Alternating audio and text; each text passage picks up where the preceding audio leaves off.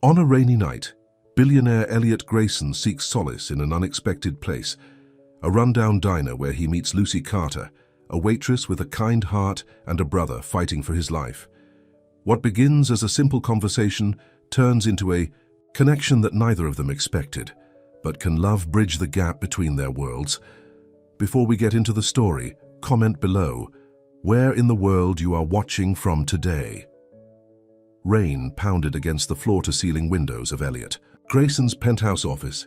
The night skyline of the city stretched out before him, a sea of lights that he could practically call his own. At 42, Elliot had built Grayson Enterprises from the ground up, transforming it into one of the most powerful real estate development companies on the East Coast. Mr. Grayson? His assistant Pamela stood at the door. The board members are waiting to surprise you. The birthday cake is ready. Elliot sighed, running a hand through his salt and pepper hair. Tell them I'll be there in a minute. Pamela hesitated. Sir, this is the third year in a row you've made them wait.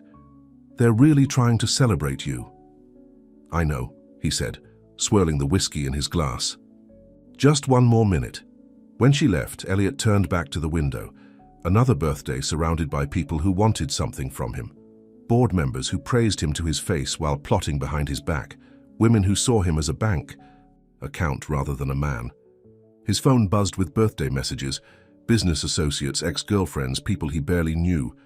Not one of them knew the real Elliot Grayson. Not one of them cared to.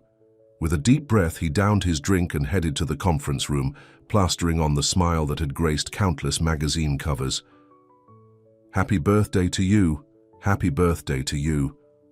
The chorus of voices surrounded Elliot as he pretended to be surprised by the elaborate cake, the expensive champagne, the overly enthusiastic birthday wishes. Blow out the candles, Elliot, called out Marcus Jenkins, his chief financial officer. Make a wish. A wish. What would he wish for? More money? He had enough to last 10 lifetimes. Success? His company dominated the market. Power? He could make one phone call and change the skyline of the city. He blew out the candles without making a wish. Speech! Speech! Someone called out. Elliot raised his champagne glass. Thank you all for this surprise. Another year older, another billion richer. They laughed on cue. But seriously, I appreciate your dedication to Grayson Enterprises. Without you, I'd just be a guy with too much money and too many buildings. More laughter, more toasts, more meaningless conversation. Elliot went through the motions, shaking hands, accepting congratulations, discussing the latest acquisition plans. 2 hours later, he escaped to his private elevator. Sir, where should I tell them you're going? Pamela asked, concern in her eyes. Home, I'm tired. But the night is still young. Everyone expects you to join them at Club Azure for the after-party. Elliot sighed. Tell them I'm sorry. Make up an excuse. Emergency call, early meeting tomorrow, whatever sounds believable. The elevator doors closed on Pamela's worried face, and Elliot leaned against the wall, loosening his tie. He couldn't face another minute of fake smiles and shallow conversations. But as the elevator reached the lobby, he knew he couldn't face his empty penthouse either. On impulse, he told his driver to take the night off. He climbed behind the wheel of his Aston Martin and drove with no destination in mind, just needing to escape. The Bluebird Diner sat on the corner of a rundown neighborhood, its neon sign flickering weakly in the rain. It wasn't the kind of place Elliot Grayson would normally set foot in, but tonight, anonymity seemed like the perfect birthday gift. The bell above the door jingled as he entered. Only a few tables were occupied, an elderly couple sharing a piece of pie, a group of college students with laptops open, and a man in a work uniform nursing a cup of coffee. Elliot slid into a booth by the window, watching the rain streak.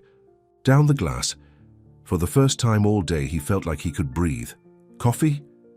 He looked up to see a young woman with tired eyes and a warm smile.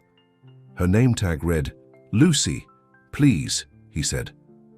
Lucy poured him a cup, the steam rising between them. Menu? What do you recommend? She tilted her head, assessing him. You don't look like a regular diner kind of guy. Is it that obvious? The $5,000 watch and custom suit kind of give it away. There was no judgment in her voice, just amusement. "But if you're slumming it tonight, try the apple pie. It's homemade." "Apple pie it is, then." As she walked away, Elliot found himself watching her. She wasn't conventionally beautiful, but there was something about her, a genuine quality that drew his attention. She moved between tables with easy grace, chatting with customers, laughing at their jokes, remembering their usual orders. When she brought his pie, he asked, "Do you always work this late?" "Double shift today," she said, wiping her hands on her apron. "My brother's medical bills don't pay themselves." "I'm sorry to hear that. Is he very sick?" Something shifted in her expression, surprised that he'd actually asked, perhaps. "Leukemia." "He's responding well to treatment, but—" She shrugged. "Insurance only covers so much. That must be difficult." "Life is difficult for most people," she said matter-of-factly, "but we get by. Enjoy your pie." As she walked away, Elliot felt something stir inside him. This woman, this Lucy, lived in a world so different from his own. Yet she faced her challenges with dignity and strength, while he sat in his ivory tower feeling sorry for himself. He ate his pie slowly, watching Lucy work. She treated everyone with the same respectful attention, the elderly couple, the rowdy students, even the drunk man who stumbled in and ordered coffee to sober up. By the time he finished, the diner had emptied out. Lucy came to clear his plate. "Verdict on the pie?" "Best I've had," he said honestly. High praise from a man who probably eats at five-star restaurants. Those places charge $30 for a dessert half this size and twice as pretentious. She laughed, and the sound was like music, natural, unguarded. "Can I get you anything else?" An idea formed in Elliot's mind. Absurd, impulsive, completely unlike him. Yet he couldn't shake it. "This might sound strange," he said, "but it's my birthday and I'd rather not spend it alone." Lucy raised an eyebrow. "Are you hitting on me?" "Because I should warn you, I've heard every pickup line in the book." "No, nothing like that," he said quickly. I'd like some company, real company, someone who doesn't want anything from Tamik." He took out his wallet. "I'll pay you for your time to talk." Her expression hardened. "I'm a waitress, not an escort." "That came out wrong," Elliot said, feeling his cheeks flush. "I meant, look, you mentioned your brother's medical bills. I can help with that. All you have to do is sit and talk with me for a few hours. No strings attached." Lucy stared at him, suspicion and curiosity battling in her eyes. "Why would you do that?" "Because I'm tired of people who only see dollar signs when they look at me. Because it's my birthday, and I don't want to celebrate with people who don't care about me. Because you're the first person today who's looked me in the eye and seen a human being." She glanced at the clock. "My shift ends in 20 minutes. I'll wait." Lucy Carter counted the tips from her apron pocket as she changed.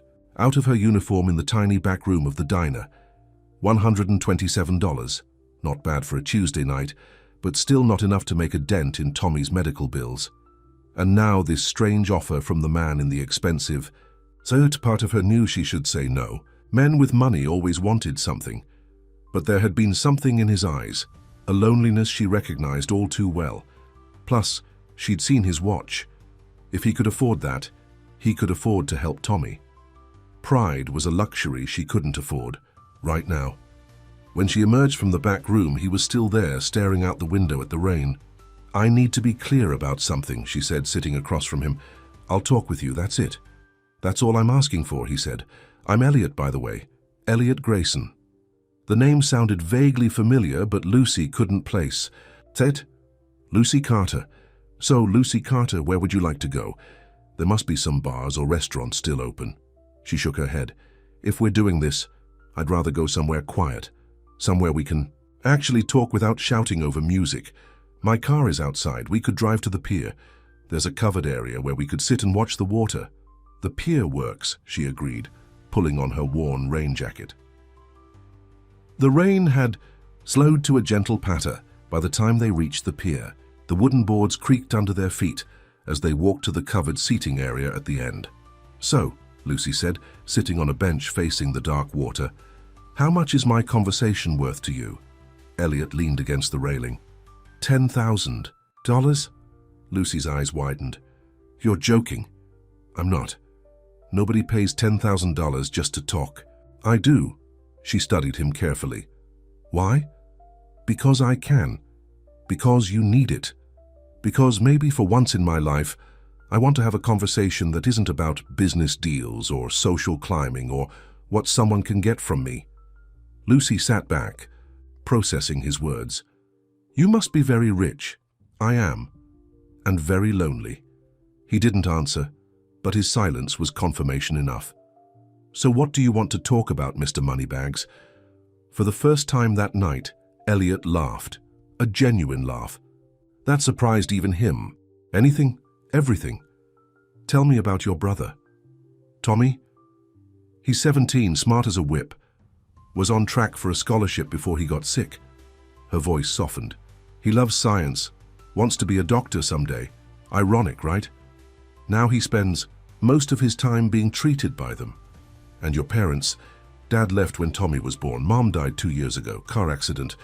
She shrugged as if to say, that's life. So it's just me and Tommy now. I've been his legal guardian since I was 25. That's a lot of responsibility for someone so young. What choice did I have? He's my brother. She looked out at the water. What about you? Family? Only child. Parents died a decade ago. No wife, no kids. Just a billion-dollar company to keep you warm at night. Elliot smiled wryly. Something like that. Is it worth it? All the money? The success? I used to think so. The conversation flowed more easily than either of them expected. Lucy told him about her dreams of going to college, put on hold when Tommy got sick. Elliot shared stories of his early days, struggling to get his first development project off the ground. You didn't always have money, she realized. I grew up middle class, comfortable but not wealthy. I built Grayson Enterprises from nothing. So you worked for what you have. That's something at least. Does that make me more acceptable in your eyes? Lucy smiled. It makes you more human. Hours passed as they talked about books they'd read, places they'd like to visit, the best pizza in the city. They disagreed vehemently on this, and a dozen other topics that had nothing to do with business or illness or money.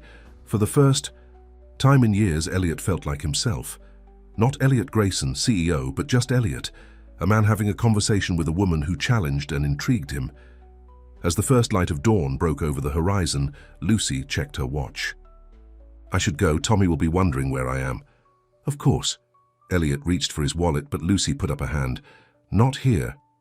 It feels too transactional. I'll drive you home.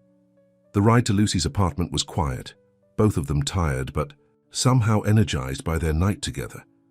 When he pulled up outside her building, a modest apartment complex in need of repair, Elliot reached into his jacket and pulled out an envelope. $10,000 as promised. Lucy stared at the envelope, reality crashing back. This had been a business arrangement, nothing more. Thank you, she said, taking it with slightly trembling hands. This will help Tommy more than you know. Lucy, Elliot said before she could open the car door, I'd like to see you again. She hesitated. I'm not sure that's a good idea. Why not? Because this was a one-time deal. Because you live in a world I know nothing about. Because men like you don't spend time with women like me unless they want something. What if what I want is just your company? Then you wouldn't need to pay for it. She opened the door. Goodbye. Elliot, happy birthday. He watched her walk into the building, the envelope clutched tightly in her hand. He should drive away. Forget this strange night. Go back to his life. Instead, he found himself wondering when Lucy's next shift at the diner would be. Lucy counted the money twice, still unable to believe it. $10,000, enough to cover Tommy's next round of treatments with some left over. Where were you all night? Tommy asked from the doorway of their small living room, his thin frame leaning against the wall. Despite the chemo that had taken his hair, his eyes were bright and curious. Working late, she lied, hiding the envelope. How are you feeling? Better. Today. He nodded at her hand. What's that? Lucy sighed. She'd never been able to lie to her brother. It's money, for your treatment. That's way more than your tips. Where did it come from, Luce? I met someone, a man. He had paid me to talk with him. Tommy's eyes widened. Talk, just talk. Yes, Tommy, just talk. He was lonely. It was his birthday. And he gave you all that money just to listen to him. Apparently I'm a very good listener, she said with a small smile. Tommy sat beside her on the couch. Was he nice? Lucy thought about Elliot, his gentle manners, his genuine interest in her life, the way he'd laughed at her jokes. Yes, she admitted. He was nice. Are you going to see him again? No, it was a one-time thing. But as she said it, Lucy found herself hoping she was wrong. 3 days had passed since that rainy night at the pier, and Elliot couldn't get Lucy Carter out of his mind. Her honest eyes, her quick wit, the way she spoke about her brother with such fierce love, it all haunted him as he sat through endless meetings and conference calls. Mr. Grayson, did you hear the question? Elliot blinked, focusing on the boardroom full of executives staring at him expectantly. Marcus Jenkins, his CFO, looked particularly concerned. I'm sorry, could you repeat that? Elliot asked, straightening in his chair. The Henderson deal, Marcus said slowly. Do we proceed with the acquisition or wait until next quarter? Elliot glanced down at the documents in front of him. The Henderson property was a prime downtown location, perfect for his next luxury hotel. A year's worth of negotiations had led to this moment. Proceed, he said firmly, but I want to review the final terms personally before anything is signed. The meeting continued, but Elliot's mind kept drifting back to the Bluebird Diner. To Lucy, when the executives finally filed out, Marcus lingered behind. Is everything all right, Elliot? You seem distracted lately. I'm fine. Just thinking about some new directions for the company. Marcus raised an eyebrow. New directions? Care to elaborate? Not yet. Elliot gathered his papers. I need to check something. Cancel my afternoon appointments. Before Marcus could protest, Elliot was out the door and heading for the elevator. The Bluebird Diner looked different in daylight, smaller, shabbier, but somehow more inviting than any of the five-star restaurants Elliot frequented. He parked his car across the street and watched the entrance for a few minutes, feeling strangely nervous. What was he doing here? What would he even say to her? Just as he was about to start the car and drive away, he saw her. Lucy was emerging. From the diner, her work uniform replaced by jeans and a simple blue sweater. She was checking her phone as she walked, a worried frown on her face. Without thinking, Elliot got out of his car and crossed the street. Lucy. She looked up, surprise flashing across her face. Elliot, what are you doing here? I wanted to see. You again? How did you know I'd be here? I didn't. I took a chance, he gestured to the diner. I was going to go in and ask when your next shift was. Lucy's phone buzzed in her hand, and she glanced down at it anxiously. Is everything okay? Elliot asked. It's Tommy. The hospital called. His doctor wants to see me. She bit her lip. I need to go. Let me drive you. That's not necessary, she started to say, but Elliot could see the worry in her eyes. Please, it'll be faster than the bus. After a moment's hesitation, she nodded. Okay, thank you. The hospital waiting room was crowded with patients and their families. Lucy sat tensely beside Elliot, her hands clasped so tightly. Her knuckles were white. What if they found something, she whispered. What if the treatment isn't working? Elliot reached over and covered her hands with his. Don't jump to conclusions. It could be good news. In my experience, doctors don't call you in for good news, they just tell you over the phone. A nurse appeared at the door. Ms. Carter, Dr. Phillips can see you now. Lucy stood, then turned to Elliot. You don't have to. Wait, this could take a while. I'll be right here, he promised. As she disappeared down the hallway, Elliot looked around the waiting room. Children with bald heads playing with worn toys. Parents with exhausted eyes flipping through outdated magazines. Elderly patients sitting alone, staring into space. This was a world he rarely encountered, the world of ordinary people facing extraordinary challenges, a world where his money and influence meant nothing against the indiscriminate cruelty of disease. An hour passed before Lucy returned, her face unreadable. What did the doctor say? Elliot asked, rising to meet her. They found a bone marrow donor, she said, her voice trembling with emotion. A perfect match. Tommy can have the transplant next month. That's wonderful news. It is, but... She sank into a chair. The procedure isn't fully covered by insurance. Even with the money you gave me, we're still short. How much? Lucy looked at him, conflict in her eyes. $50,000. I'll pay for it. No, Elliot. I can't ask you to do that. You're not asking, I'm offering. She shook her head. Why would you do that? You barely know us. Because I can. Because it matters to you. He hesitated, then added softly, because that night we spent talking was the most real connection I've had with anyone in years. Lucy studied his face, searching for hidden motives. What do you want in return? Nothing. Nobody gives something for nothing. I do. He took her hand. Lucy, let me help Tommy. No strings attached. Tears filled her eyes. I don't know what to say. Say yes, for Tommy's sake. After a long moment, she nodded. Yes, thank you. Can I meet him? Elliot asked. Lucy wiped away a tear. He's upstairs, room 412. Yeah, Tommy Carter had his sister's eyes, intelligent, perceptive, with a hint of stubbornness. Despite the IV in his arm and the hospital gown that seemed too big for his thin frame, he had an air of resilience that impressed Elliot immediately.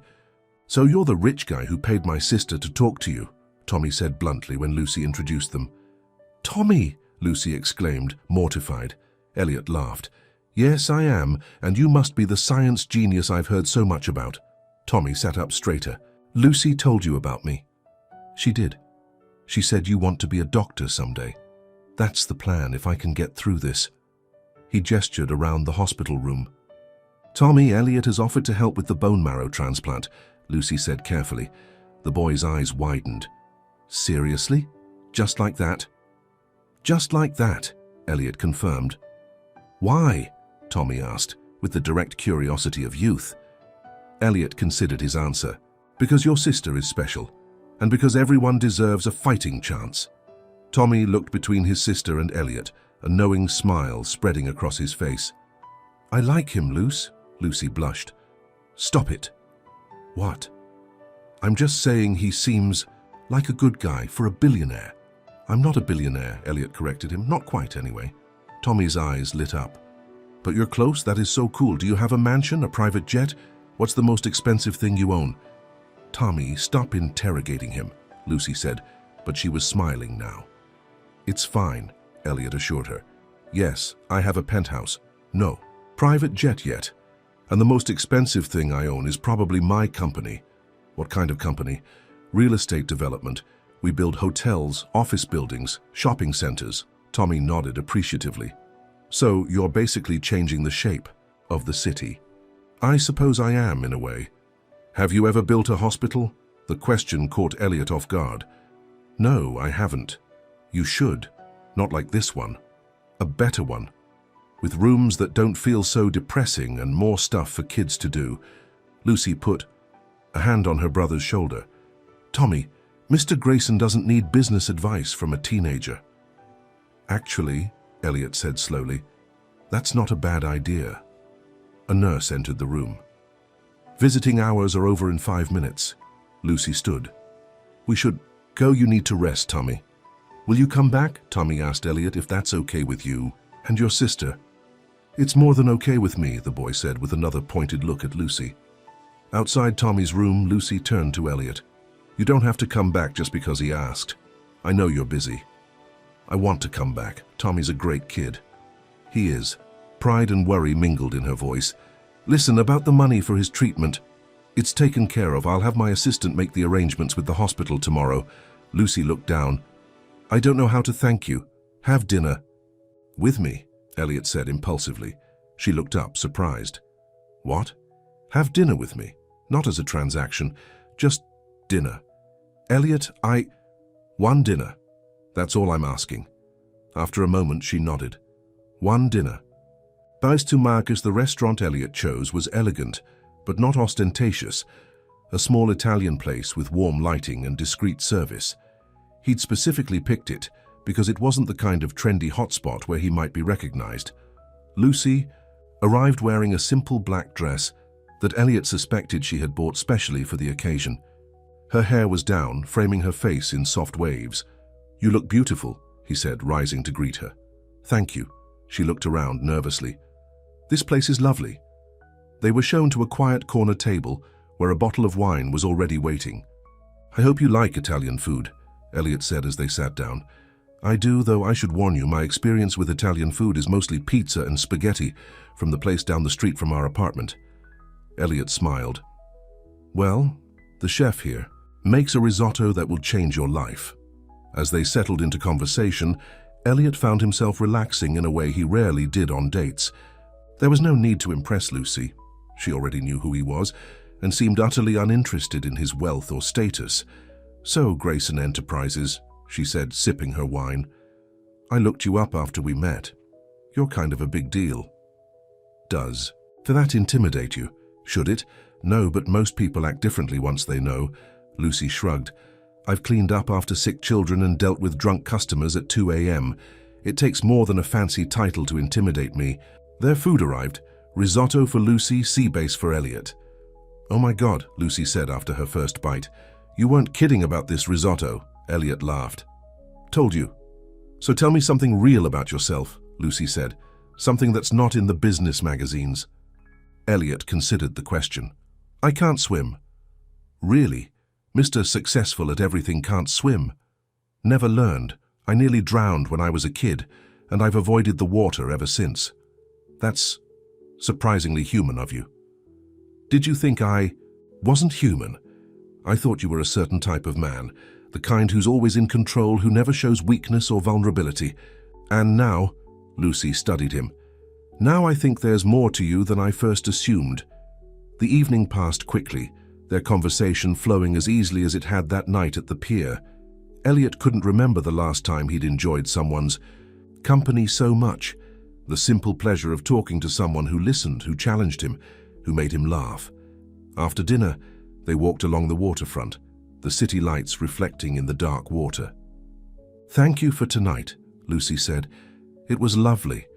We should do it again." She hesitated. "Elliot, I need to be honest with you. I'm grateful for what you're doing for Tommy. More grateful than I can say. But I'm not sure getting involved with you is a good idea." "Why not?" "Because our worlds are too different. Because anything between us would be complicated by the fact that you're helping my brother. It doesn't have to be complicated. It already is." She stopped walking and turned to face him. "What happens when you get bored of the novelty of dating? A waitress? When your friends and business associates start asking questions about the woman you're seeing? I don't care what they think." "You say that now, but Lucy..." Elliot took her hands in his. "I've spent my life surrounded by people who want something from me. My money, my influence, my connections. With you, I can just be myself. You know how rare that is." Before she could respond, his phone buzzed insistently in his pocket. With an apologetic look, he checked it. 3 missed calls from Marcus. "I'm sorry. I need to take this. It might be important." He stepped away, dialing Marcus back. "Elliot, where are you?" Marcus demanded. "The Henderson family is having second thoughts about the deal. They're meeting with Blackwood Development tomorrow morning." Elliot frowned. "Blackwood? I thought we had an exclusive negotiation period." "Apparently not. You need to call Robert Henderson tonight. Personally. I'm in the middle of something, Marcus. This deal is worth $300 million. Whatever you're doing can wait." Elliot looked back at Lucy, who was standing by the railing, looking out at the water. He thought about the hospital bills he'd promised to pay, the hope in Tommy's eyes, the warmth he felt when Lucy smiled at him. "Actually, Marcus, it can't. I'll call Henderson first thing in the morning." "Elliot, this isn't like you. What's going on?" "I'm reassessing my priorities. The deal will still be there tomorrow." He hung up before Marcus could protest further and returned to Lucy's side. "Everything okay?" she asked. "Just work." "Something that can't wait." He offered his arm. "Shall we continue our walk?" Later that night, Elliot dropped Lucy off at her apartment building. This time, he walked her to the door. "I had a wonderful time tonight," he said. "So, did I? Would it be all right if I called you tomorrow? Maybe we could visit Tommy together." Lucy smiled. "I'd like that." Before she could turn to go inside, Elliot leaned down and kissed her softly. For a moment she stiffened in surprise, but then she kissed him back, a gentle, hesitant kiss that held both promise and uncertainty.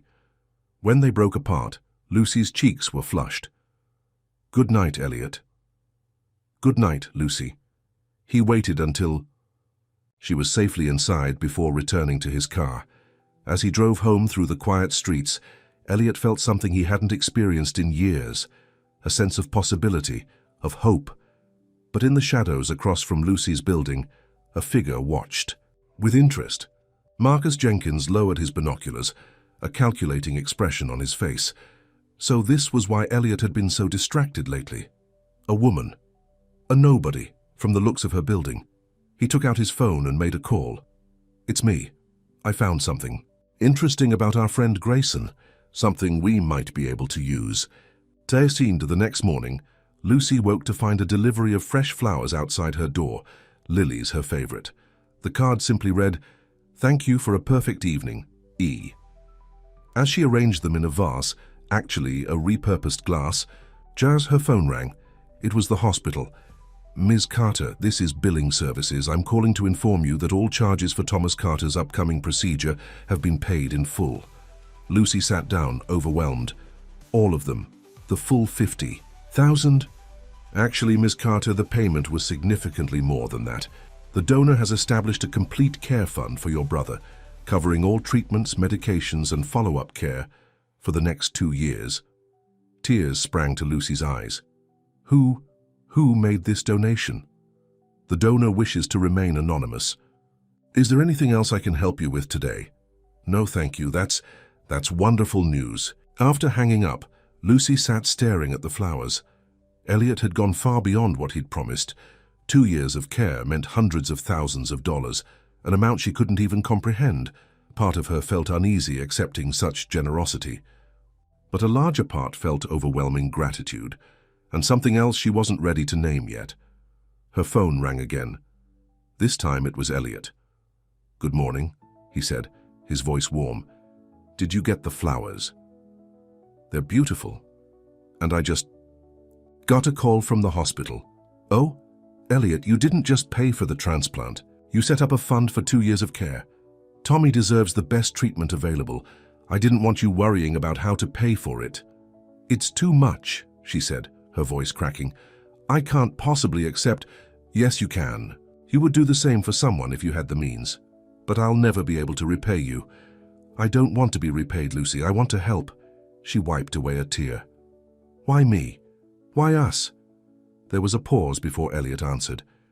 "Because you saw me as a person, not a bank account. Because Tommy reminds me of what's really important in life. Because for the first time in years, I feel like I'm using my money for something that matters." Lucy didn't know what to say. "Thank you" seemed woefully inadequate. "I was thinking of visiting Tommy this afternoon," Elliot continued. "Would that be okay? He'd love that. He hasn't stopped talking about you. I'll pick you up at 2. I'll be ready." As Lucy hung up, she caught her reflection in the mirror, smiling, tear-stained, hopeful. Was she falling for Elliot Grayson? It seemed impossible. And yet, she touched the flowers gently. Maybe impossible things happened every day. Across town in the sleek offices of Grayson Enterprises, Marcus Jenkins was digging deeper into the life of Lucy Carter.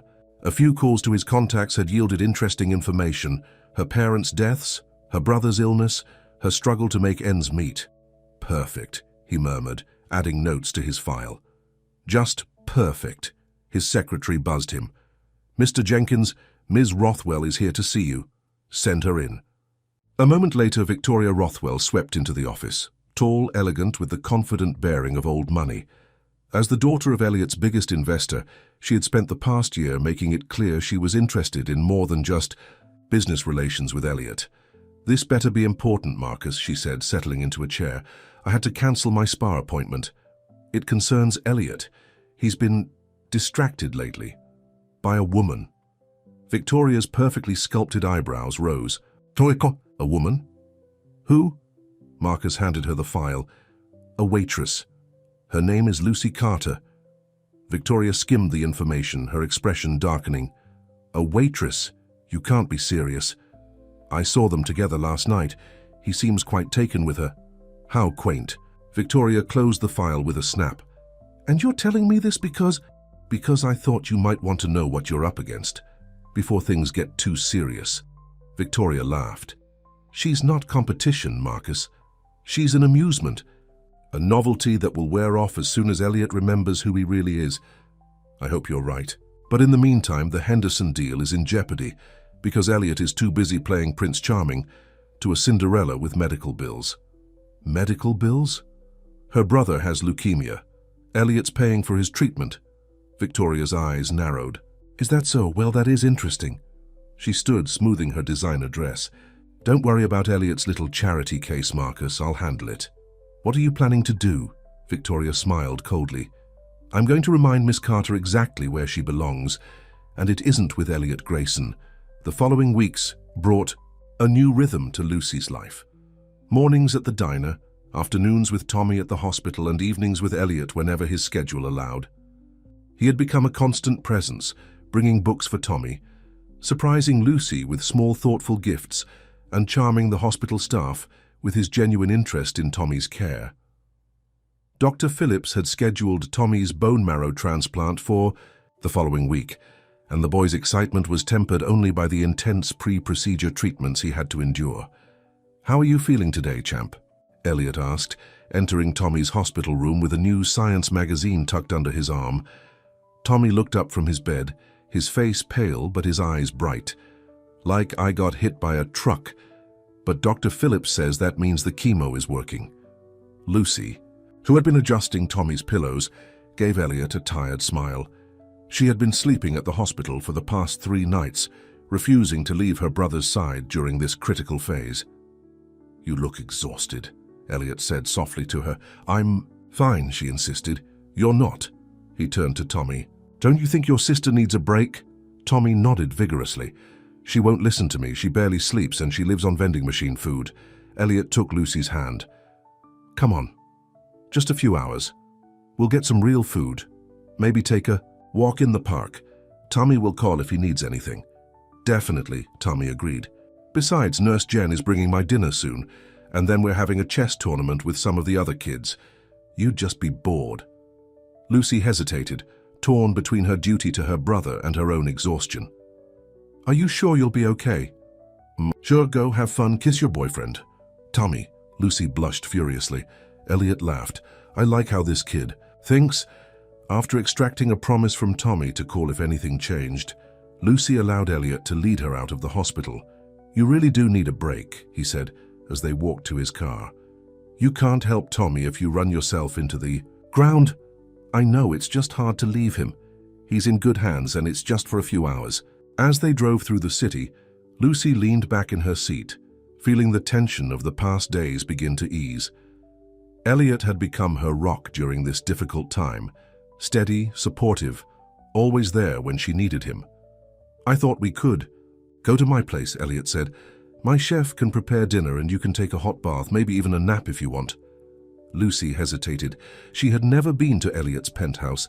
Somehow it felt like crossing a line, stepping fully into his world. "We could go somewhere else if you prefer," he added, sensing her reluctance. "No, that sounds lovely. I'm just a little nervous about seeing where you live." "It's just an apartment, Lucy. A penthouse apartment that probably costs more than I'll earn in my lifetime." Elliot took her hand.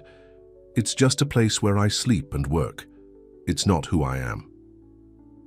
Lucy's first thought upon entering Elliot's penthouse was that it didn't feel like a home. It was beautiful, certainly, with its sleek furnishings, floor-to-ceiling windows, and spectacular city views, but it lacked warmth, personality, the small touches that made a space lived in. "It's so clean," she said, looking around the vast living room. Elliot laughed. "I have a housekeeper, and I'm not home much." "No family photos. No personal mementos. In my office, I don't entertain here often." Lucy walked to the windows, taking in the panoramic view of the city. From this height, everything looked perfect, the problems and struggles of ordinary people invisible from the clouds. "This is how you see the world, isn't it?" she said softly, "from a distance above it all." Elliot came to stand beside her. "It was. Until I met you." He showed her around the apartment, the state-of-the-art kitchen where his chef was already preparing their dinner, the home gym, the media room, and finally, his office. Here, at last, Lucy saw glimpses of the real Elliot. Photos of his parents on his desk, a framed article about his first successful development project, books on architecture and design, well-worn and obviously read. "This room feels different," she said. "More like you. This is where I spend most of my time when I'm home." A photo caught Lucy's eye, a younger Elliot with an older man in front of a small house. "Is that your father?" Elliot nodded. "That's the house I grew up in. My dad worked in construction. He could build anything with his hands." Pride and sadness mingled in his voice. "He died before I made my first million. I wish he could have seen what I built." Lucy touched his arm gently. "He would have been proud of you. For the money I've made, the buildings I've constructed, for the man you've become. The one who visits a sick kid every day and makes sure his sister eats something besides vending machine food." Elliot smiled, then leaned down to kiss her softly. "Thank you for seeing that part of me." After a dinner that Lucy declared was criminally delicious, Elliot showed her to the guest bathroom, where a hot bath was waiting, complete with scented oils and soft towels. "Take your time," he said. "Relax, I'll be in my office if you need anything." The bath was pure luxury, the kind of indulgence Lucy never had time or money for. As she soaked in the warm water, she thought about how quickly Elliot had become essential to her life. It scared her how much she had come to depend on him, not just for financial support, but for emotional strength. What would happen when Tommy recovered, when Elliot inevitably tired of playing the hero to a waitress and her sick brother? The thought made her stomach tighten with anxiety. After her bath, dressed in a robe Elliot had provided, Lucy found him in his office, typing on his laptop. "Feel better?" he asked, looking up with a smile. "Much. Thank you for this." "You're welcome. To stay the night. The guest room is made up and I can have some clothes sent over." Lucy shook her head. "I should get back to Tommy soon, but I wouldn't mind sitting here with you for a while." Elliot closed his laptop and moved to the couch, patting the space beside him. Lucy sat down, tucking her feet under her. For a few minutes they sat in comfortable silence. "Can I ask you something?" Lucy said finally.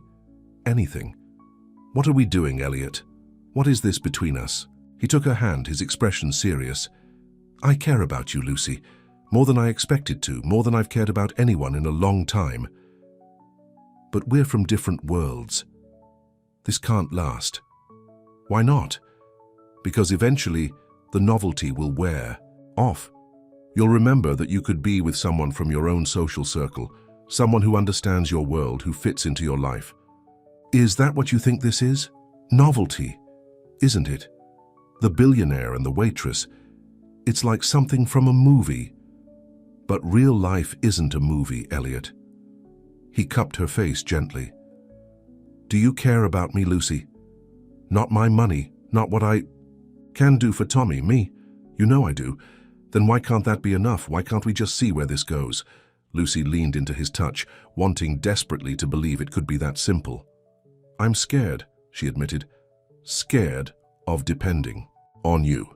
Scared of what happens when you decide this was all a mistake." "I won't. You can't promise that." "No, I can't, but I can promise to be honest with you always." He pulled her closer. "What are you really afraid of, Lucy?" She looked into his eyes, finding the courage to voice her deepest fear. "I'm afraid of falling in love with you, because when this ends, it will break me." Elliot's expression softened. "What if it doesn't end?" Before she could respond, his phone rang. He glanced at it with annoyance, then concern crossed his face. "It's the hospital." Lucy sat up straight, suddenly alert. "Answer it." Elliot put the call on speaker. "Hello? Mr. Grayson, this is Nurse Jen from Pediatric Oncology. I'm calling about Tommy Carter." "What's happened?" Lucy asked, her voice tight with fear. "Tommy's developed a fever. Dr. Phillips wants to run some tests. He asked me to call you both." "Is it serious?" Elliot asked. "Dr. Phillips says it could be a normal reaction to the pre-transplant regimen, but he wants to be cautious. Tommy's asking for you, Miss Carter." "We'll be right there," Lucy said, already standing. The hospital corridor seemed endless as Lucy and Elliot hurried toward Tommy's room. Dr. Phillips met them outside the door. "What's happening?" Lucy demanded. "Tommy's running. A temperature of 103. We've started him on broad-spectrum antibiotics, but we need to identify the infection quickly." "Infection?" Lucy's voice rose. "Is this common before a transplant?" "It's not uncommon. His immune system is compromised from the treatments. Even a minor infection can become serious." "But you can treat it?" Elliot asked. "We're doing everything we can. We've taken cultures and we're waiting for results." Dr. Phillips put a hand on Lucy's shoulder. "Try not to worry too much. Tommy is young and has been responding well to treatment. This is a setback, but we've dealt with worse." Inside the room, Tommy looked small and fragile against the white hospital sheets. His face was flushed with fever, his breathing shallow. "Hey, Luce," he said weakly. "Sorry to mess up your date." Lucy rushed to his side, taking his hand. "Don't be silly. How are you feeling?" "Like I'm burning up. But the nurse gave me something cool to drink and they're giving me medicine through my IV." Elliot stood on the other side of the bed. "You gave us a scare, buddy." "Sorry." Tommy's eyes were glassy with fever. "Did you guys have a nice time before they called you?" "We did," Lucy said, smoothing his forehead. "Elliot's place is amazing. The bathtub alone is bigger than our bathroom." Tommy managed to smile. "Told you he was a good guy." Elliot and Lucy exchanged a glance over Tommy's head, a look full of unspoken emotions and interrupted confessions. "I'm going to talk to Dr. Phillips again," Elliot said. "See if there's anything else we can do." Lucy nodded gratefully, her attention focused on her brother. Out in the hallway, Elliot found Dr. Phillips reviewing Tommy's chart. "I want to be absolutely clear," Elliot said. "Money is no object here.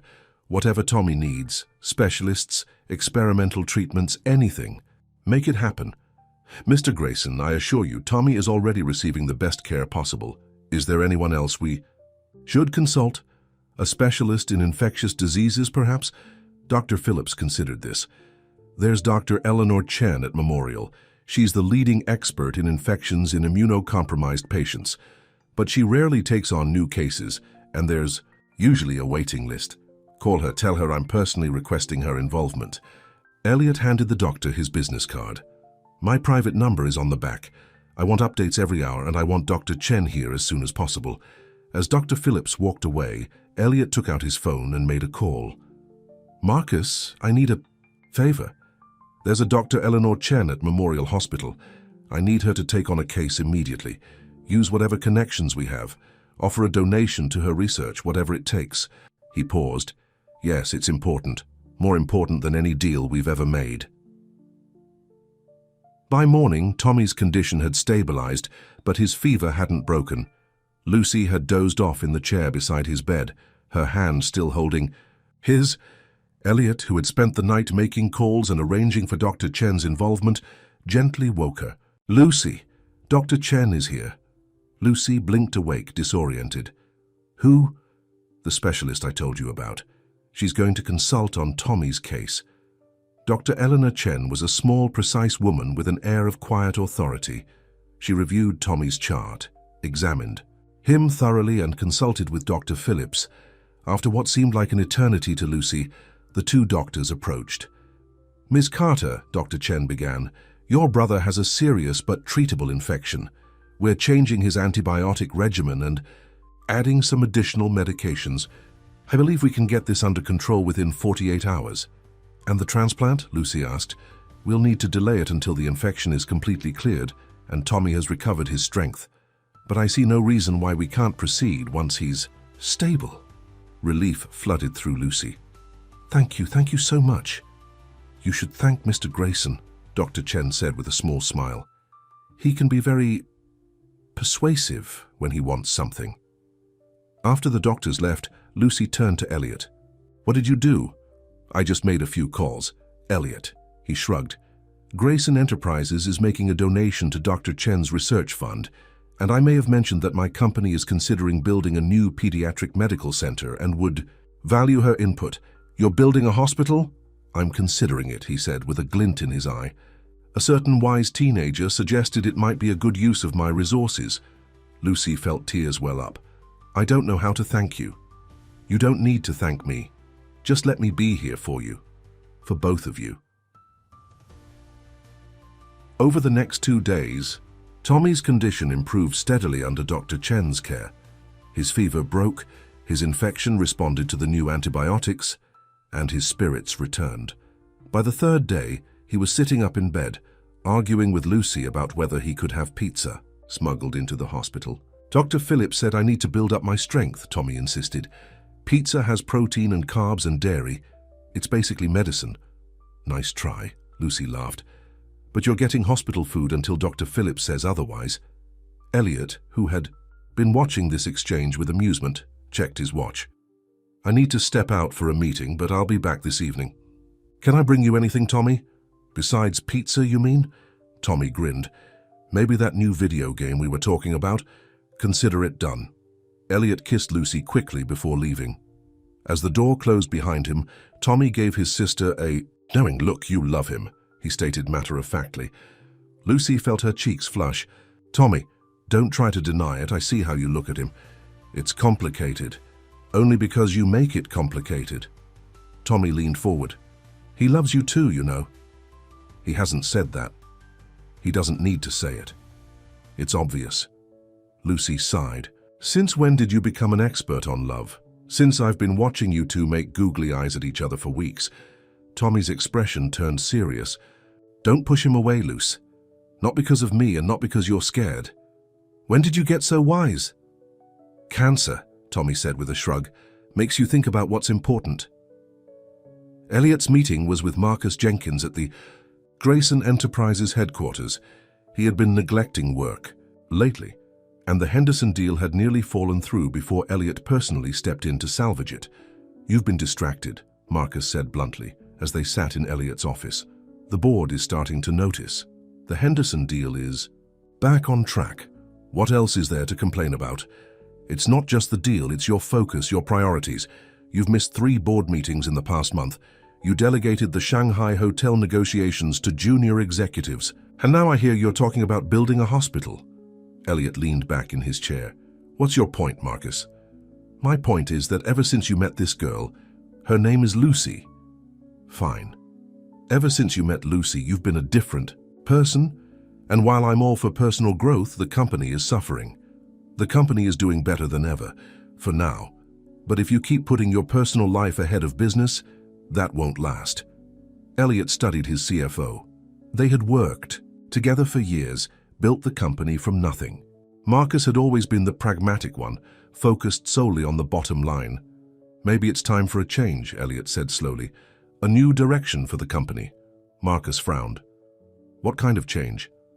More focus on projects that benefit the community. Affordable housing, medical facilities, educational centers. Those don't generate the kind of returns our shareholders expect. They generate different kinds of returns, more meaningful ones. Marcus stared at him in disbelief. This is because of her, isn't it? She's filling your head with these ideas. Lucy has nothing to do with this. She's shown me what's really important, that's all. Elliot, listen to yourself. You're talking about throwing away everything we've built because of some waitress with a sob story. Anger flashed in Elliot's eyes. Don't talk about her like that. Marcus held up his hands. I'm just concerned about you, about the company, about everything we've worked for. I appreciate your concern, but it's misplaced. I know exactly what I'm doing. Elliot stood, signaling the end of the conversation. Now, if there's nothing else, I need to prepare for my meeting with the architects for the Henderson project. After Marcus left, Elliot sat at his desk, thinking about what his CFO had said. Was he changing? Yes, he couldn't deny that. But was it for the worse? For the first time in years, he felt truly alive. He cared about something, someone, more than he cared about business deals and profit margins, and it felt right. His phone buzzed with a text from Lucy. Tommy's asking when you'll be back. He says he's beating your high score in the meantime, Elliot. Smiled, typing a reply. Tell him to enjoy it while it lasts. I'll be there in 2 hours. As he set his phone down, his assistant buzzed him. Mr. Grayson, there's a Victoria Rothwell here to see you. She says it's important. Elliot frowned. He hadn't seen Victoria in weeks, not since before he met Lucy. As the daughter of his biggest investor, she was someone he couldn't simply turn away. Send her in. Victoria Rothwell swept into his office like a force of nature, beautiful, polished, and completely aware of her own power. In her designer dress and perfect makeup, she was the embodiment of the world Elliot came from.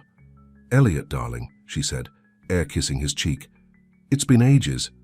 "Victoria, this is a surprise." "Is it? I thought we were overdue for a catch-up." She settled gracefully into the chair Marcus had vacated. "I've been hearing the most interesting rumors about you." "Have you?" "Mm-hmm. Something about a waitress and a sick brother. It all sounds very charitable of you." Elliot's face hardened. "Lucy and Tommy are not up for discussion." "Oh, touchy."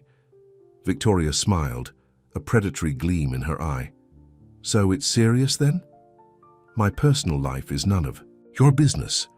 But it affects my business, Elliot.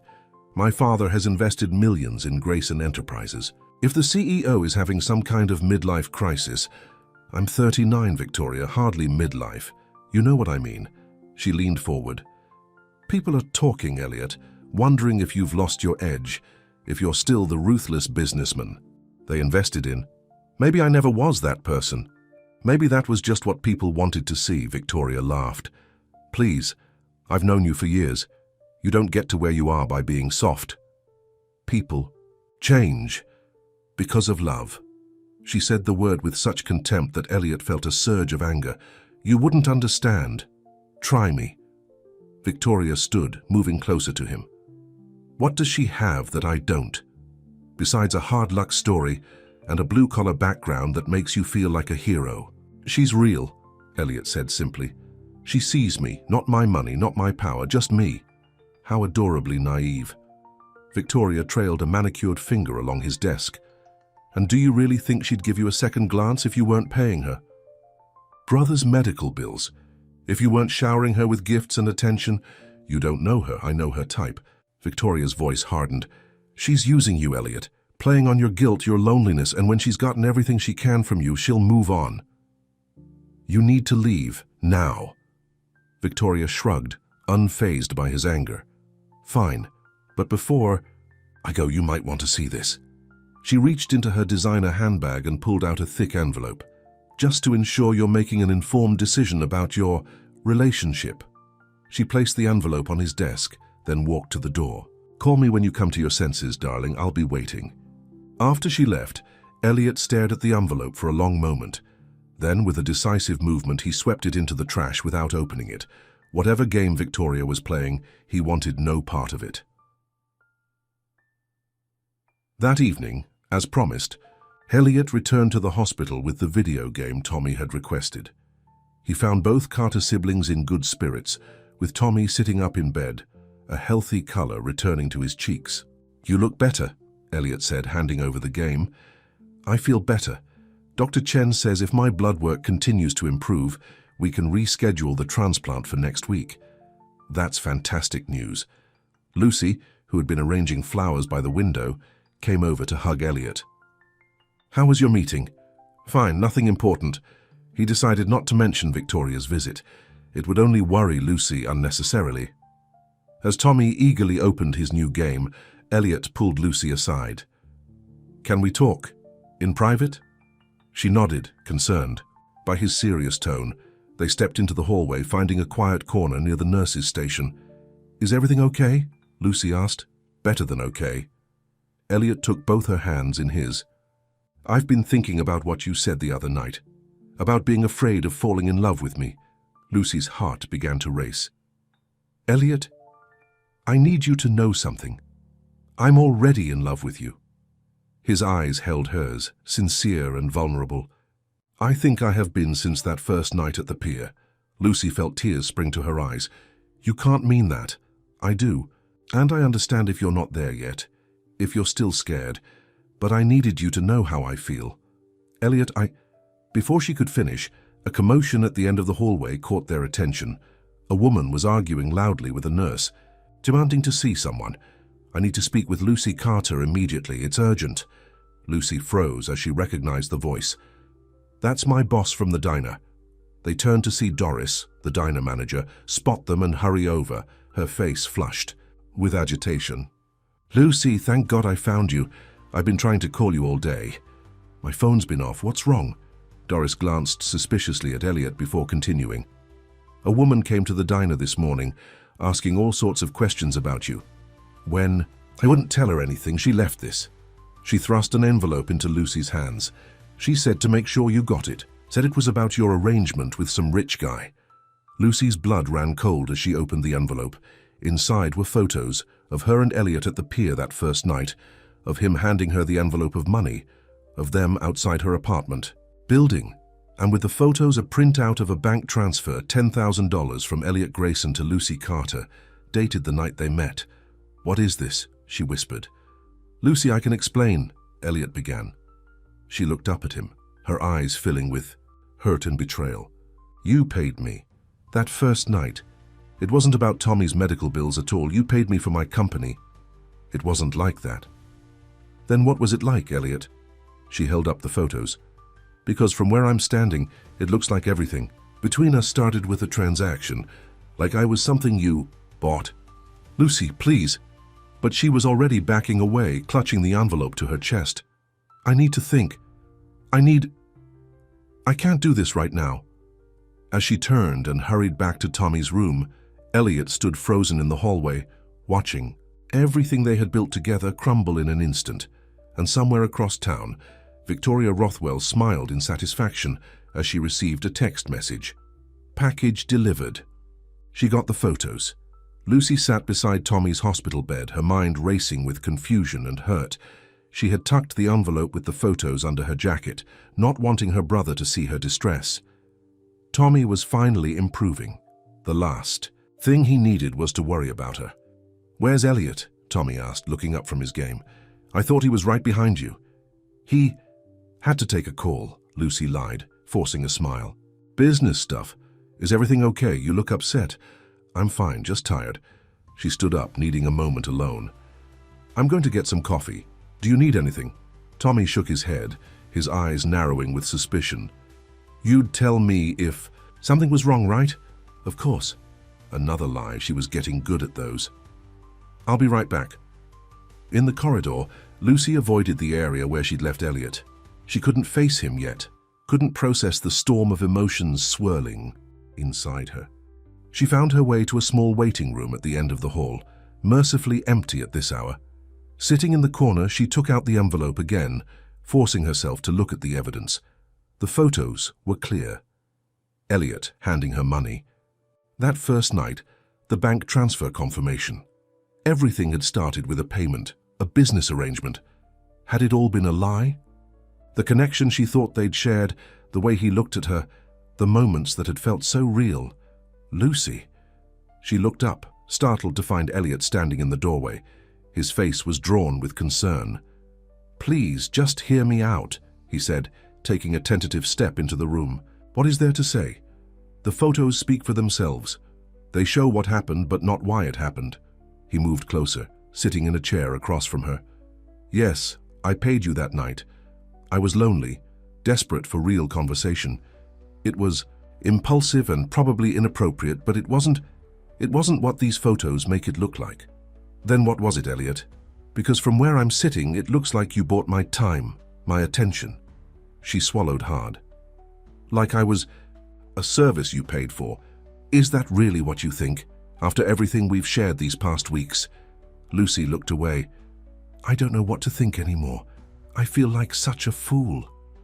"You're not a fool." Elliot leaned forward, his voice urgent. "Lucy, that night at the pier, that was real. Everything since has been real. The money was just... It was a stupid, clumsy way for me to help you. To create a connection. By paying me? Like a transaction? I made a mistake. I didn't know how else to approach you, how to help without seeming like I was offering charity." He ran a hand through his hair in frustration. "I've spent my whole life using money to solve problems. It's the only way I knew." "And then what? You felt guilty, so you decided to help with Tommy's medical bills?" "No." His voice was firm. "I helped with Tommy's treatment because I care about him. Because I care about you." The money has nothing to do with how I feel. Lucy wanted to believe. Him, part of her did. But the hurt was too fresh, the doubt too strong. Who sent these photos? She asked. Elliot hesitated. I think it was Victoria Rothwell. She's the daughter of one of my investors. She has certain expectations about our relationship. Your girlfriend? No, never. But she'd like to be. Elliot sighed. She came to my office today, tried to warn me away from you. She left an envelope, but I threw it away without looking. I should have known she wouldn't give up so easily. Why would she do this? Because she's threatened by you, by what we have. He reached for Lucy's hand, but she pulled away. Lucy, please, don't let her come between us. It's not about her. Elliot, it's about trust. How can I trust what we have when it started with a lie? Before he could answer, Lucy's phone rang. It was Tommy's nurse. Ms. Carter, you need to come back to Tommy's room. Dr. Chen wants to speak with you both. Dr. Chen was waiting outside Tommy's room, her expression carefully neutral. Tommy was visible through the window playing his game, oblivious to the tension. Is everything okay? Lucy asked, her personal problems momentarily forgotten. Tommy's latest blood. Work came back. The infection is completely cleared. Dr. Chen smiled. We're ready to schedule the transplant for Monday morning. Relief washed over Lucy. That's wonderful news. There's more, Dr. Chen continued.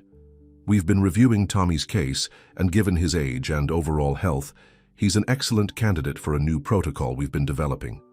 It would reduce his recovery time significantly and improve his long-term outcomes. That sounds perfect, Lucy said. What's the catch? The protocol is still in the trial phase. Insurance won't cover it, and it's quite expensive. Of course. Lucy felt her heart sink. How expensive? Approximately $200,000. Lucy closed her eyes briefly. Even with Elliot's help, that was an impossible sum. I'll cover it, Elliot said immediately. Lucy turned to him, conflict evident in her eyes. Part of her wanted to refuse his help, to protect her pride and independence. But this was Tommy's life, his future. Thank you, she said quietly. Dr. Chen looked between them, sensing the tension. I'll give you some time to discuss this. We don't need a decision until tomorrow. After she left, Lucy and Elliot stood in awkward silence. Lucy, Elliot began.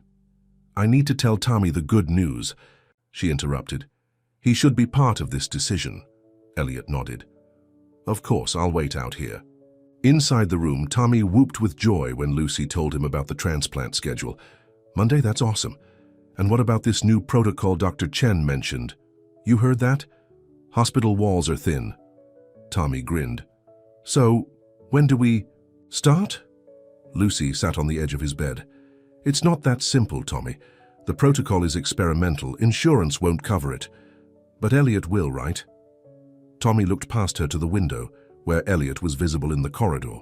That's what that whole awkward conversation out there was about. Yes, he's offered to pay, but what? This is my best chance, Luce. Dr. Chen said so. Lucy sighed. I know. It's just, is something going on between you two? Where is he anyway? Why isn't he in here celebrating with us? Lucy hesitated, unsure how much to share. We had a disagreement. About the money. Lucy, don't be stupid. If he wants to help, let him help. It's more complicated than that. Tommy studied his sister's face.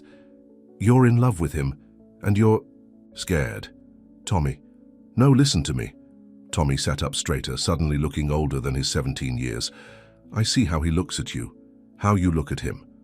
Whatever this disagreement is about, it can be fixed. You don't understand. Then explain it to me. Lucy took a deep breath, deciding Tommy deserved the truth. That first night, when I met Elliot, he paid me to talk to him. $10,000 just to spend a few hours keeping him company. Tommy's eyes widened. Whoa, that's actually kind of sweet in a weird rich guy way. Sweet, Tommy, he paid me, like I was something he could buy. Or like he was desperate for connection and didn't know how else to make it happen. Tommy shook his head. You've been taking care of me for so long, you've forgotten how to let someone take care of you. This isn't about that, isn't it? Tommy took her hand. Luce, I've spent the last year facing the possibility that I might die. It gives you perspective. And from my perspective, you're about to throw away something amazing because you're too proud and too scared to accept it. Lucy felt tears form in her eyes. When did you get so wise? Cancer, remember? Tommy smiled. Now go fix things with Elliot. Tell him I want the fancy new protocol. And tell him... Tommy hesitated. Tell him I said thank you for everything. Out. In the corridor, Elliot was on the phone, his back to Tommy's room. Lucy approached slowly, hearing the end of his conversation. I don't care what it costs, make it happen. He hung up and turned, surprised to find Lucy standing there. Tommy wants the new protocol, she said, and he says thank you. Relief crossed Elliot's face. I'm glad Dr. Chen says it could make a huge difference in his recovery. Elliot, before, you don't need to say anything. I understand why you're upset. The photos, the way Victoria presented it, it looked bad. Yes, it did. Lucy took a deep breath. But maybe I overreacted. The truth is, I've been looking for reasons to push you away since the beginning. Why? Because I'm terrified. She looked up at him, her eyes vulnerable. Terrified of depending on you, terrified of loving you and losing you, terrified that one day you'll wake up and realize that a waitress with a GED and a mountain of medical debt isn't what you really want.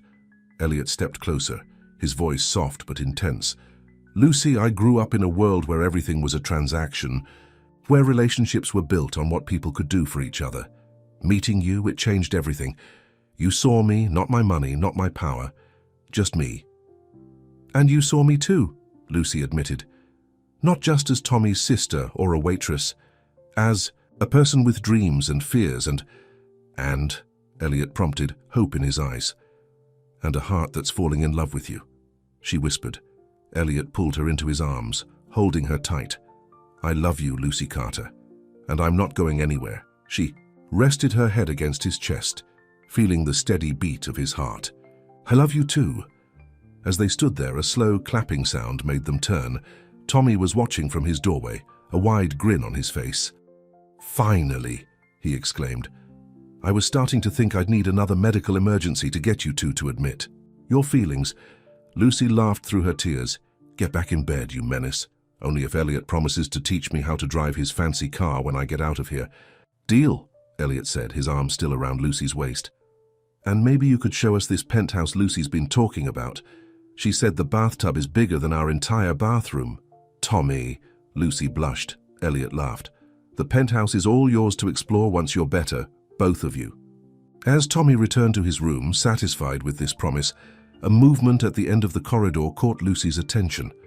A tall, elegantly dressed woman was watching them, her expression a mixture of disbelief and anger.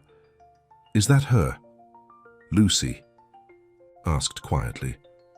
Victoria? Elliot followed her gaze. Yes, that's her.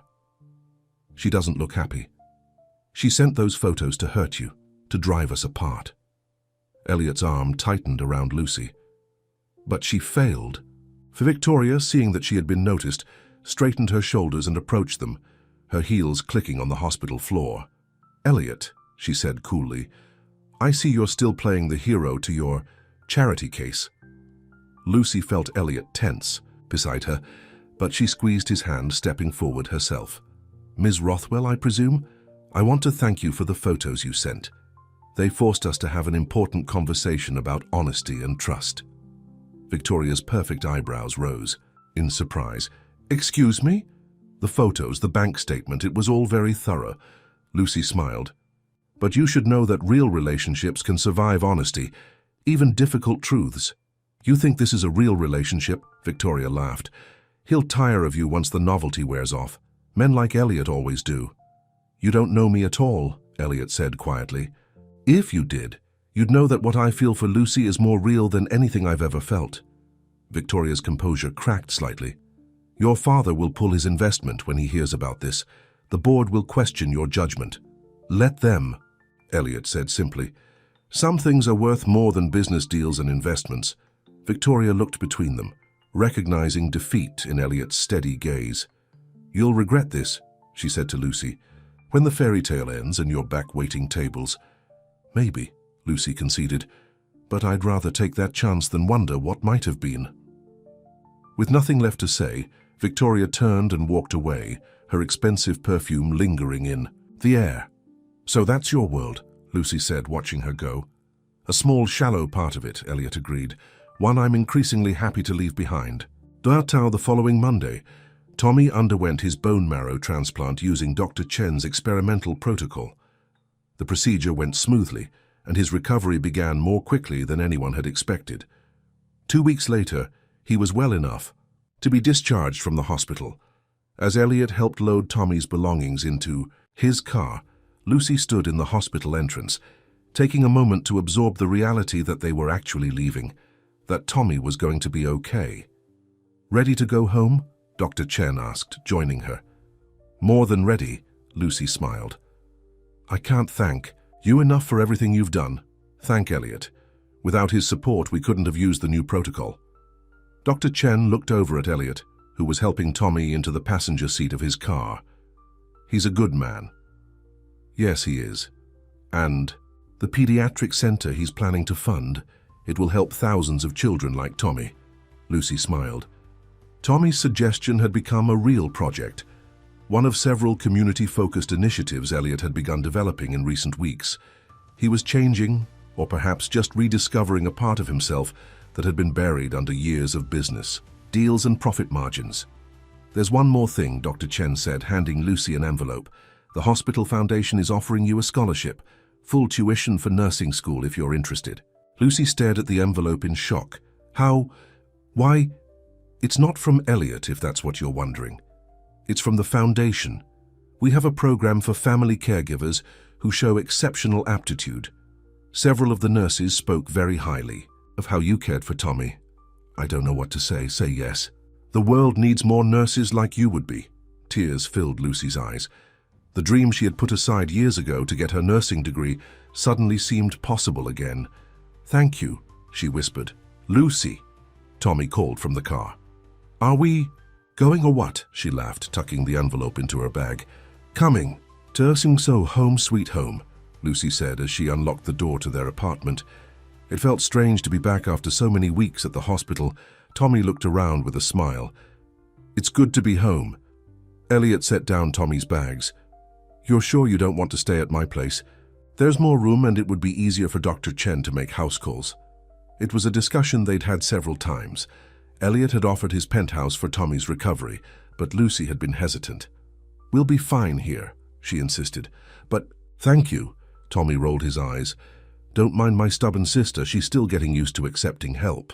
"I understand," Elliot said, though Lucy could see the disappointment in his eyes. As she helped Tommy get settled in his room, Elliot received a phone call. She could hear him speaking in low tones from the living room. "Everything okay?" she asked when she returned. "That was Marcus. There's an emergency board meeting tomorrow. Victoria's father is threatening to pull his investment." "Because of me?" "Because of me," Elliot corrected her. "Because I'm changing the direction of the company, focusing more on community development projects than luxury properties." "And he doesn't approve?" "He's more concerned with profit margins than social impact," Elliot shrugged. "But I've been preparing for this. I have other investors lined up, people who share my new vision." Lucy sat beside him on the couch. "I'm sorry I'm causing problems for your business." "You're not causing anything. You're inspiring me to be better."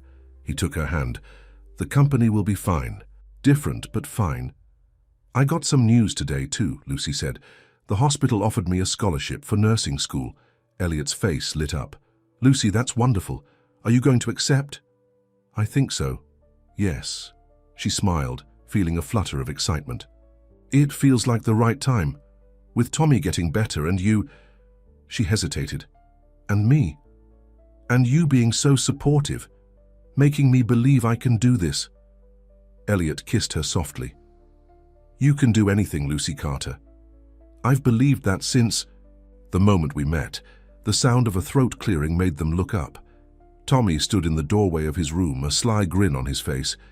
"Don't mind me," he said. Just enjoying the show." Lucy threw a cushion at him. "Shouldn't you be resting?" "I've been resting for weeks. Now I'm hungry. What's for dinner?" Elliot stood up. "How about I order in? Whatever you want." "Pizza," Tommy said immediately. "With everything on it." "Done." Elliot pulled out his phone to make the call. As Lucy watched him, chatting easily with Tommy about toppings and sides, she marveled at how seamlessly he had fit into their lives. How natural it felt to have him. Here in their small apartment, maybe it was time to stop resisting the changes he had brought into their world. In the weeks that followed, Tommy's strength returned steadily. Lucy began her prerequisite courses for nursing school, balancing study with her reduced shifts at the diner. And Elliot navigated the changes at Grayson Enterprises, losing some investors, but gaining others who were excited about his new vision. Victoria's attempts to damage Elliot's reputation had backfired. Far from being viewed as unstable, his pivot towards socially responsible development had been praised in the business press as visionary and forward-thinking. One evening, as Lucy was helping Tommy with his physical therapy exercises in their living room, Elliot arrived with dinner and an unusually serious expression. "Is everything okay?" Lucy asked as they sat down to eat. "Everything's fine. But I wanted to talk to you both about something." He looked at Tommy. "You too, buddy. Your opinion matters here." Tommy perked up. "Are we going on vacation? Because I've been thinking about Hawaii." Elliot laughed. "Not quite. It's about where you're living." Lucy tensed. "Elliot, we've talked about this. We're fine here. Just hear me out. I'm not suggesting my penthouse again." He took a deep breath. "I bought a house in a good school district, close to the hospital and the university where you'll be studying nursing." "You bought a house?" Lucy repeated. "It has 4 bedrooms, a big backyard, and it's fully accessible for when Tommy has his low-energy days. There's a study where you can do your schoolwork, and the kitchen is amazing." "Sounds expensive," Lucy said cautiously. "It wasn't, actually. It needs some work. That's why I got it for a good price. But it has potential. A lot of potential." Tommy was grinning. "A yard? Like with grass and stuff?" "Grass, trees, even a space where we could put a basketball hoop once you're cleared for sports." "We?" Lucy asked. Elliot took her hand. "That's the other part of what I wanted to talk about." He reached into his pocket and pulled out a small velvet box. "I know this might seem fast, but when you know, you know." Lucy's heart began to race as he opened the box, revealing a simple but elegant diamond ring. "Lucy Carter, I love you. I love the way you care for Tommy, the way you stand up for yourself, the way you've made me a better man." Elliot's voice was steady, his eyes never leaving hers. "I want to build a life with you, both of you. Will you marry me?"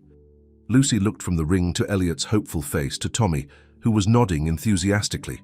"Say yes, Luce," Tommy urged. "Come on." "This is a big step," she said, her voice shaking. "We've only known each other a few months. And in those months, we've faced more together than most couples face in years," Elliot countered. "I know what I want, Lucy. I want you." "But what? About your world?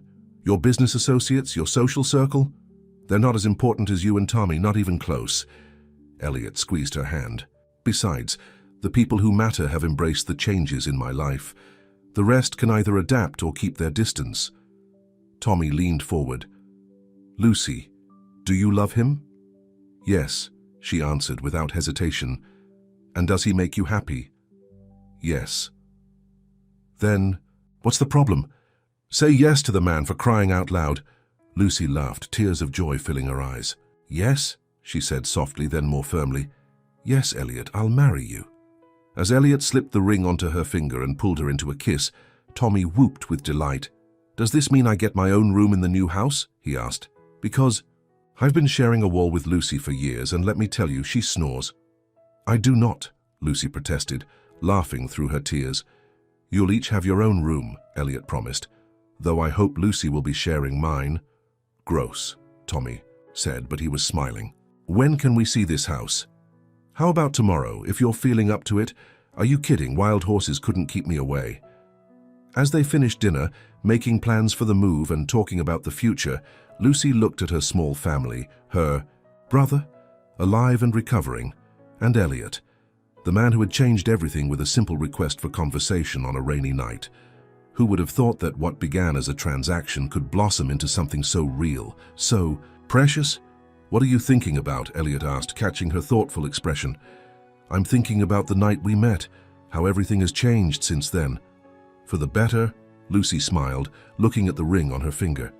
"Definitely for the better." Namsu 1 year later. The backyard of the renovated craftsman house was transformed for the occasion. White chairs arranged in neat rows, an arch of flowers at the front, strings of lights hanging from the trees that would twinkle as evening approached. In what was once the guest room, now converted into a bridal suite, Lucy stood in her wedding dress, simple, elegant, perfectly her. Her hair was styled in soft waves, a few fresh flowers woven through it. "You look beautiful," Tommy said from the doorway. At 18, he stood tall and strong, his health fully restored, his future bright. He wore a suit, a bow tie, and a wide grin. "Elliot's going to pass out when he sees you." "Don't you dare let him pass out," Lucy laughed. "I need him conscious for the vows." A knock at the door announced Dr. Chen's arrival. She had become a friend over the past year, mentoring Lucy through her first semesters of nursing school. "The guests are all seated," she reported, "and the groom is nervously pacing by the altar." "Is his family behaving?" Lucy asked. Elliot's extended family had been slow to warm to her, though they had softened considerably when they saw how happy she made him. His mother is dabbing her eyes already, and his uncle is telling anyone who'll listen about how he always knew Elliot would find the right girl eventually. Dr. Chen smiled. "They're fine, but Victoria Rothwell's mother is sitting there with a face like she's sucking lemons." "Victoria actually came?" Tommy asked, surprised. "Apparently," her father insisted. "Something about business relationships." Lucy nodded. After the initial conflict, Victoria's father had eventually decided not to pull his investment from Grayson Enterprises. The company's community development projects had proven surprisingly profitable, attracting positive publicity and new investors. "It doesn't matter who's here," Lucy said. "All that matters is that by the end of today, I'll be Mrs. Grayson." "Actually," Tommy corrected her, "you'll be Dr. Carter Grayson eventually, once you finish med school." Lucy's plans had evolved over the year. With Elliot's encouragement and Tommy's recovery, she had set her sights beyond nursing to medical school. Her prerequisites were going well, her confidence growing with each passing semester. "One step at a time," she laughed. "Wedding first, medical career second." The music began, signaling it was time. Tommy offered his arm to his sister. "Ready to marry your billionaire?" "He's not a billionaire," Lucy corrected him automatically. "At least not yet. Give him time. And with you by his side, imagine what he'll accomplish." As Lucy took her brother's arm and prepared to walk down the aisle to where Elliot waited, she reflected on the journey that had brought them here. From a rainy night at a diner to this perfect day, surrounded by friends and family. What had started as a simple transaction, a price on company, on conversation, had transformed into something priceless: love, family, a future brighter than she could have imagined. Elliot's face when he saw her was everything she had hoped for: love, awe, absolute certainty. As she reached him at the Kelter, he took her hands in his. "You are so beautiful," he whispered. "So are you," she whispered back. As the minister began the ceremony, Lucy felt a sense of perfect rightness. This was where she belonged, beside Elliot, with Tommy beaming proudly as their best man, building a life together that would touch countless others through their work, their love, their example. Some things, she had learned, couldn't be bought. True connection, family, love. These were the priceless gifts they had given each other, and as they spoke their vows beneath the arch of flowers, with the afternoon sun casting a golden glow over their guests, Lucy knew one thing with absolute certainty: the price on love, it was beyond measure. The end.